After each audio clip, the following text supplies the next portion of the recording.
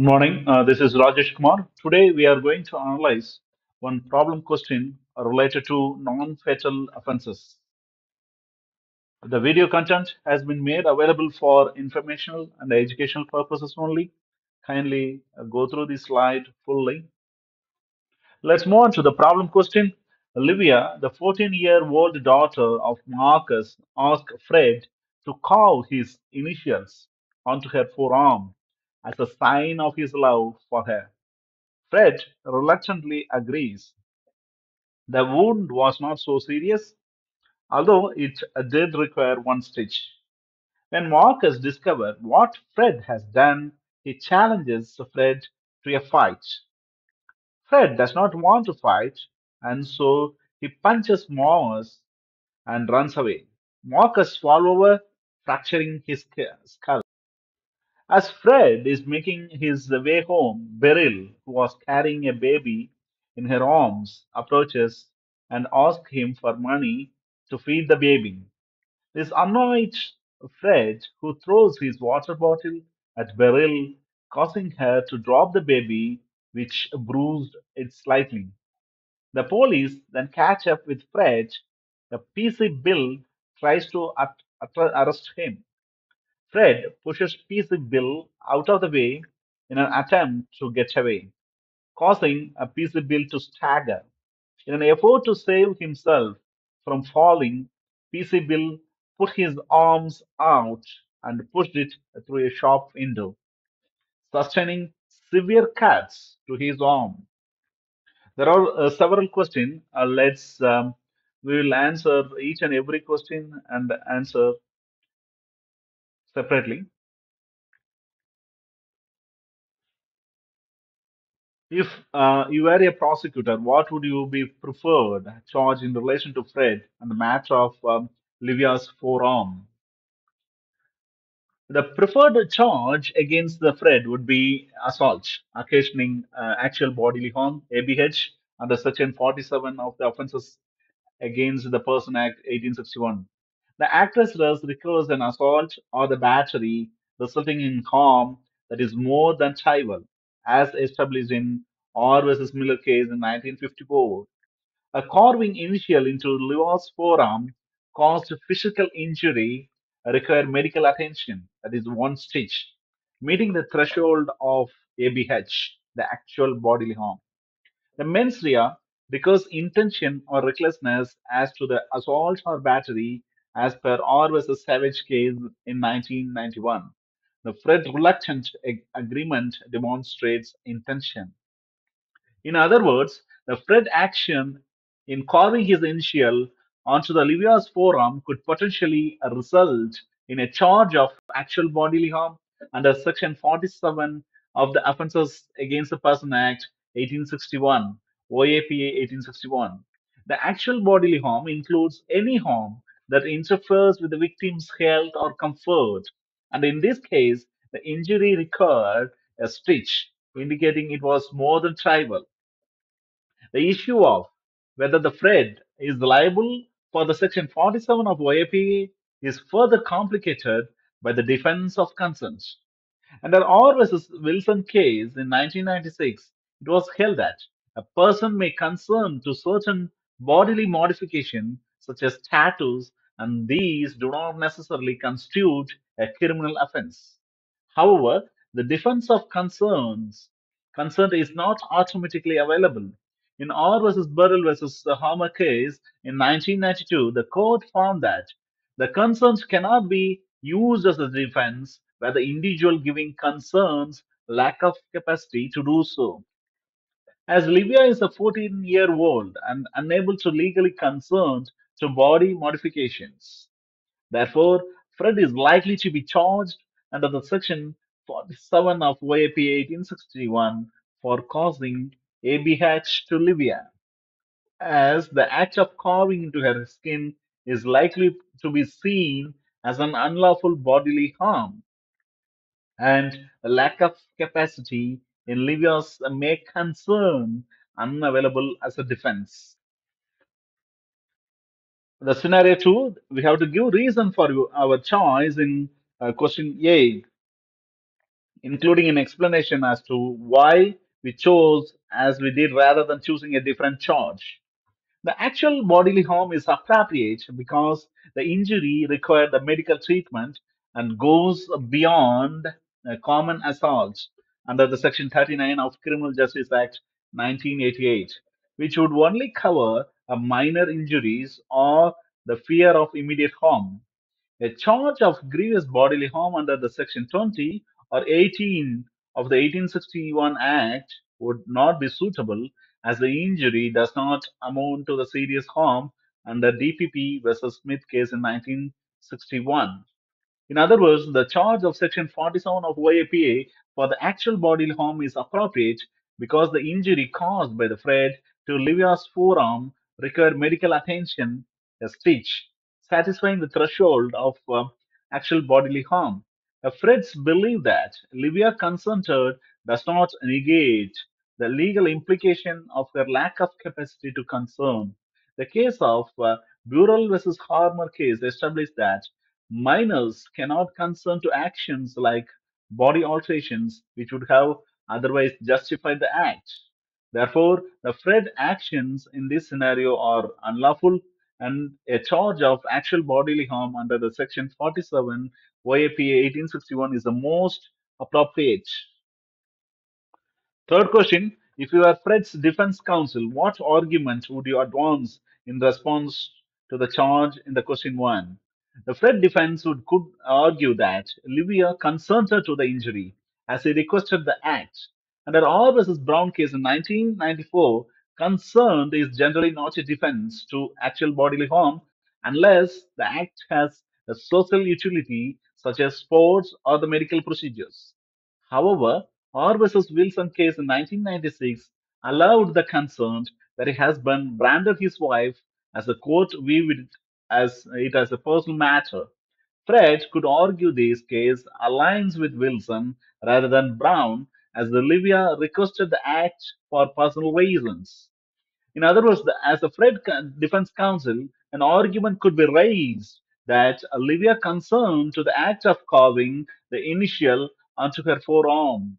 Under R versus Wilson case, the body modification, such as tattoos, have been upheld as valid where the recipient consent. Fred might argue that although Olivia is young, she expressed a desire to have the action performed and that he believed her consent was valid. However, R versus Burrell versus Hammer case make it clear Livia, being a 14-year-old, is not legally capable of consenting to such actions. Additionally, the act of carving initials into her skin goes beyond what would reasonable bodily harm even with her consent. Question 4. How would the prosecution counter the argument raised in the question 3? The prosecution would counter that Livia is a minor, 14-year-old, and cannot provide a valid consent to an act resulting in actual bodily harm as per the R versus Imat case in 1999. Additionally, the act of lack of social utility and its potential to cause harm render the consent irrelevant. In other words, the prosecution would counter this defense by highlighting that Livia was underage and therefore could not legally consent to the act. The case of R versus Birrell versus Hammer, they specifically established that minors cannot consent to the actions such as tattooing or body alterations. Additionally, the prosecution would argue that the Fred action went beyond what would be considered acceptable or reasonable bodily modifications, regardless of the consent. Even if the Fred genuinely believed Olivia consent, her ability to give the valid consent due to her age renders the Fred liable under the Section 47 of OAPA 1861. Question 5. If you are a prosecuting counsel, what would be your preferred charge against the Fred in a matter of Marcus injuries and why? The preferred charge would be unlawful act manslaughter if Marcus has died.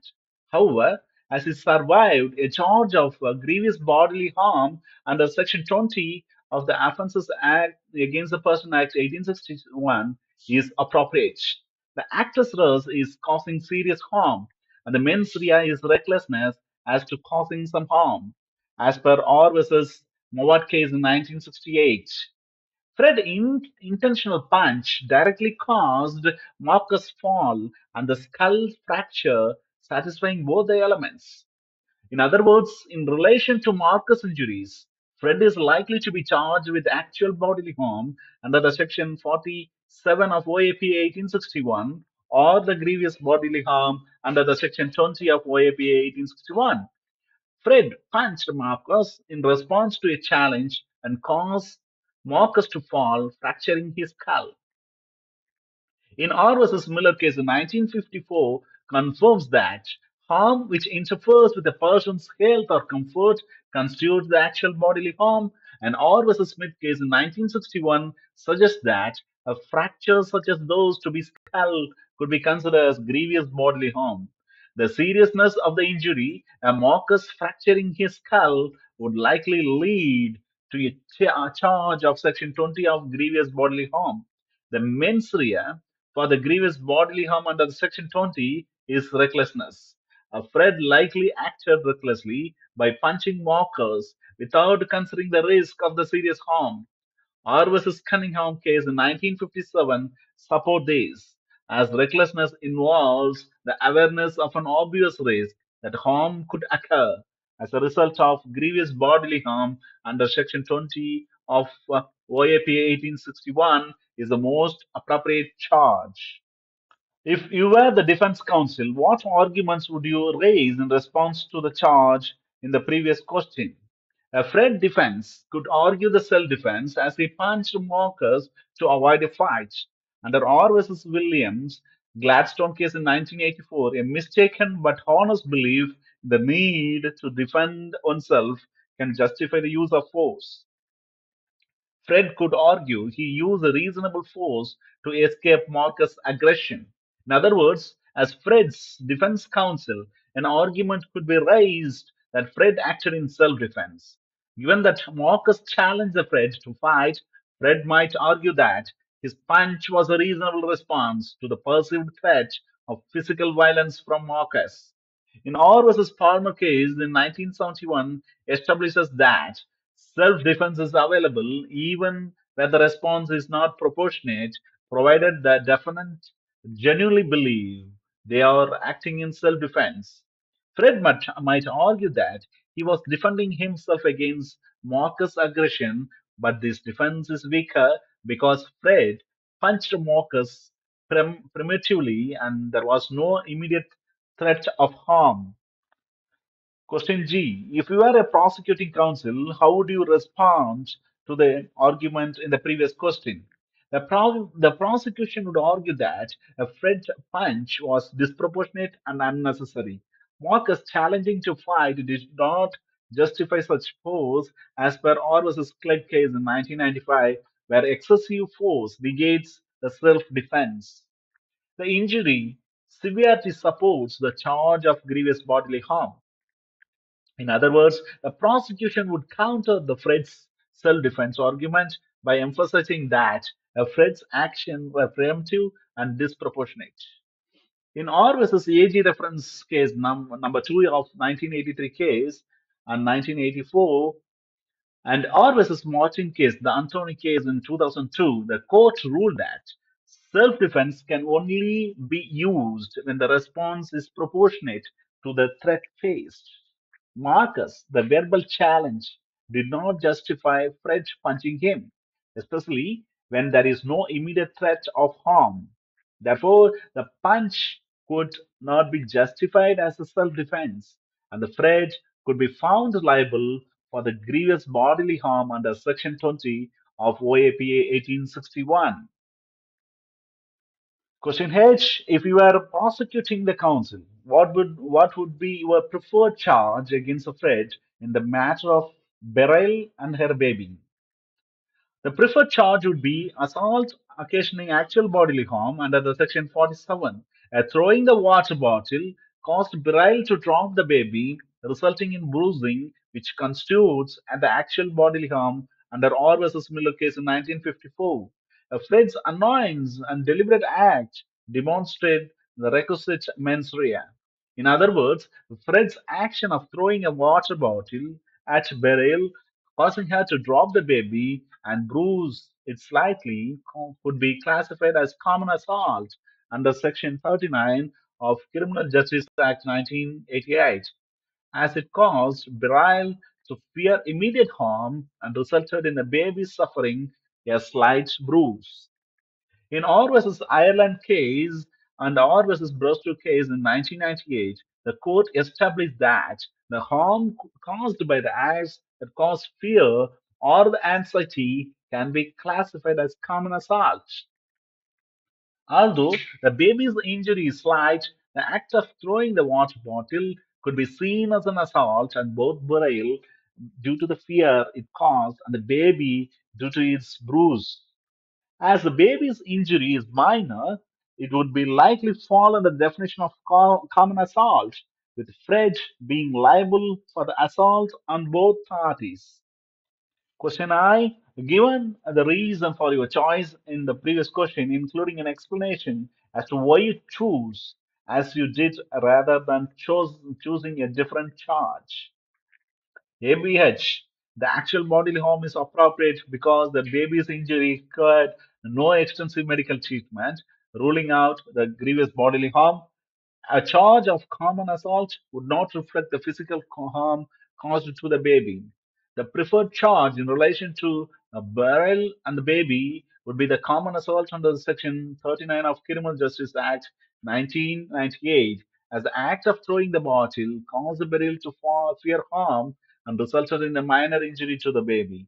A bruise to the baby, while not serious, satisfied the definition of the harm under the common assault, and Fred action were intentional in causing the harm. If you were the prosecuting counsel, what would be your preferred charge against Fred in the matter of PC Bill's injuries? The preferred charge would be the actual bodily harm under the Section 47 of the Offences Against the Person Act 1861. A Fred push caused the PC Bill to stagger and inadvertently break the shop window, leading to severe cuts. The actress is the assault resulting in harm, and the mens rea is recklessness as to the harm caused. In other words, the Fred action in pushing the PC Bill during an attempt at arrest led to the PC Bill suffering severe cuts to his arm as a result of putting his arm through a shop window. Fred could be charged with aggravated criminal damage under the Section 1-2 of the Criminal Damage Act 1971, as his action caused the damage to the shop window.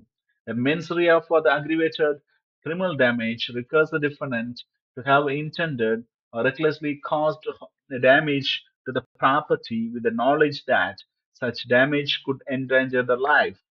However, since Fred action did not endanger the life, simple criminal damage under the Section 1 of the Criminal Damages Act 1971 would be the appropriate charge. Question K. Give reason for your choice in the previous question, including an explanation as to why you chose as you did rather than choosing a different charge. The actual bodily harm is appropriate as PC Bill's injuries, while significant, do not rise to the level of serious harm requires for the grievous bodily harm under the Section 20. A Fred recklessness in pushing the PC Bill, knowing the potential for the harm, satisfy the mens rea for the actual bodily harm. The injuries, severity, and indirect nature do not preclude the liability as per established in R versus Robert case in 1971. Fred is likely to be charged with the simple criminal damage under the Section 1-1 of the Criminal Damage Act 1971. The act as res is satisfied because the Fred action led to the damage of the shop window, and the mens rea is satisfied as Fred acted recklessly by pushing the PC Bill during the attempt at arrest. The fact that the PC Bill sustained the severe cuts to his arms as a result of his fall does not change the fact that Fred is liable for the damage to the window as his actions directly caused the breakage. We are moving to the final question. If you were the Fred's defense counsel, What argument would you advance in response to the charge in the previous question? Sorry, in the question J. Fred's defense could argue that injury was accidental and not a forcible consequence of his action. Following the R versus Hayward case in 1908, a defendant is not liable if the harm results from an unforeseeable and extraordinary chain of events. Fred could also argue he acted under the duress or the panic while attempting to flee. In other words, as Fred defense counsel, a possible argument could be that his actions were not intentional or that he did not foresee the risk of the injury to the PC bill and pushing him.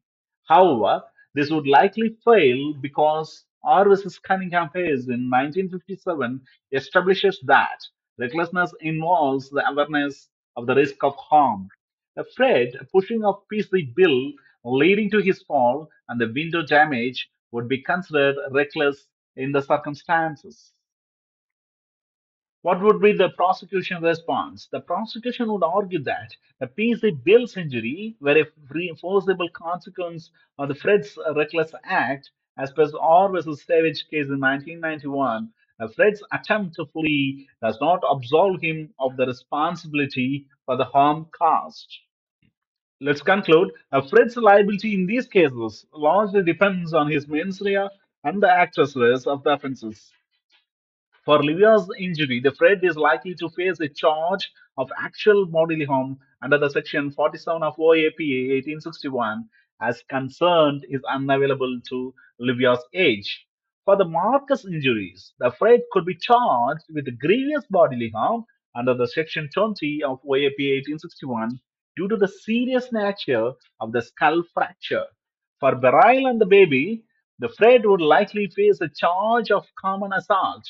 And finally, for PC Bill's injuries, Fred may be charged with the criminal damage for the broken window, the defense for the self defense, and the lawful excuse would not succeed, and the Fred action were likely reckless in all the situations. Thank you.